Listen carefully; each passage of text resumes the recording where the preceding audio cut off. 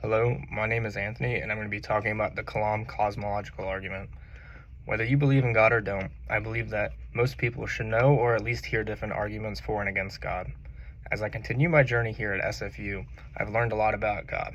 I grew up going to church and already having basic understandings about stories in the Bible, but never knew in-depth arguments for God.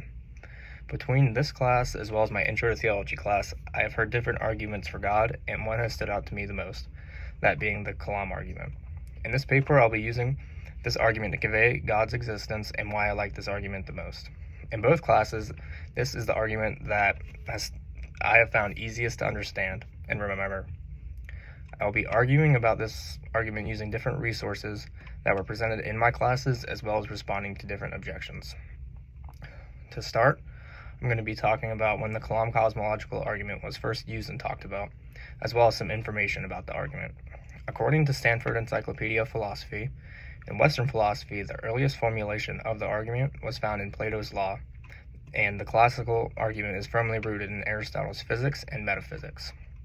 The Kalam argument has dated back thousands of years and is still very relevant now. Stanford's Encyclopedia also states, the cosmological argument is a less particular argument than an argument type. It uses a general pattern of argumentation that makes an inference from a particular alleged facts about the universe to the existence of a unique being, generally identified with or referred to as God. For me, a better understanding and easier understanding of this argument is to break it down into premises, like we did in class. The first premise we went over in class was everything that begins to exist has a cause. The universe began to exist, and therefore the universe has a cause. We then learned a more specific set of premises for the universe. If the universe began to exist, it would have a cause. The universe began to exist, the universe has a cause. Knowing now that the cause of space and time must be spaceless, timeless, immaterial, and powerful, God is the best explanation for the cause of the universe. While the argument itself seems somewhat simple, it isn't so complex. The first objection I will argue against is from a guy named John Taylor. Taylor says that he cannot endorse the Kalam argument in his view, and his biggest complaint is that explaining something like the supernatural creator of the universe shouldn't be so swift and simple. While I can agree with that something as big as this should not be able to be explained so simply, in this case I believe that it is as simple as God is the creator of the universe.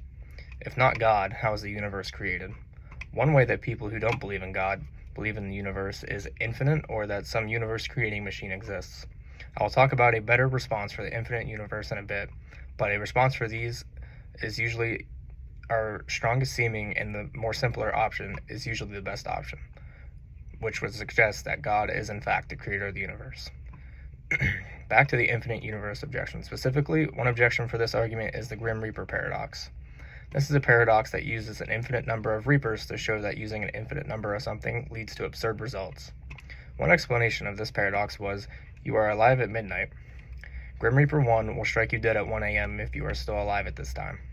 Grim Reaper 2 will strike you dead at 12:30 a.m. if you are still alive then. Grim Reaper 3 will strike you dead at 12:15 a.m. and so on. The second explanation of this paradox, which we covered in class, was Grim Reaper 1 will kill you on January 1st if you are not already dead.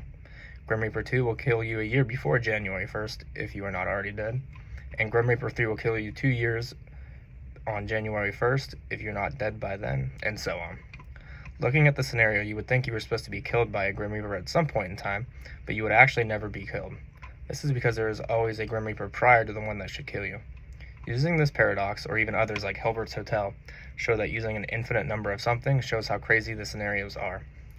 Going back to the previous argument, the best option is usually the one that is the most simple, meaning the universe is not infinite in this case. Another objection to the Kalam argument is people say that God should have a cause if everything else has a cause. One response to this is simply the question why. Why does God need to have a cause? He is the creator of the universe, so why does the creator need to have a cause? Another response is to look back at the premises stated earlier. The cause of the space and time needs to be spaceless, timeless, immaterial, and powerful, which we know God is.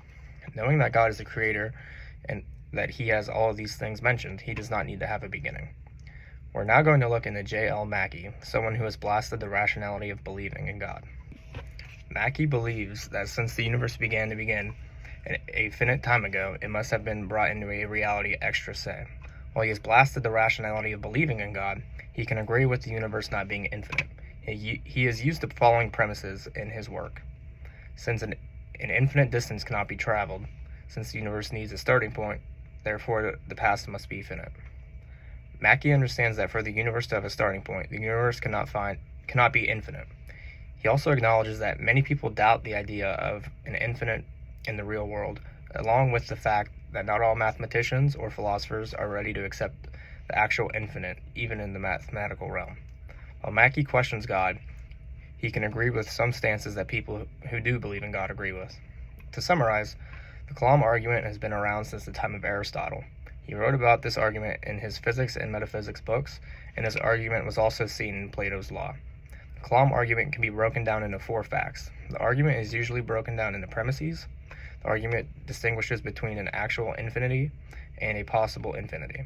The cause of the universe must be spaceless, timeless, immaterial, and powerful, and that critics of the argument try to explain the beginning of the universe without a deity. The main purpose of the premises of the argument is to show and prove that God is the creator of the universe, as he has all the characteristics described. Thank you.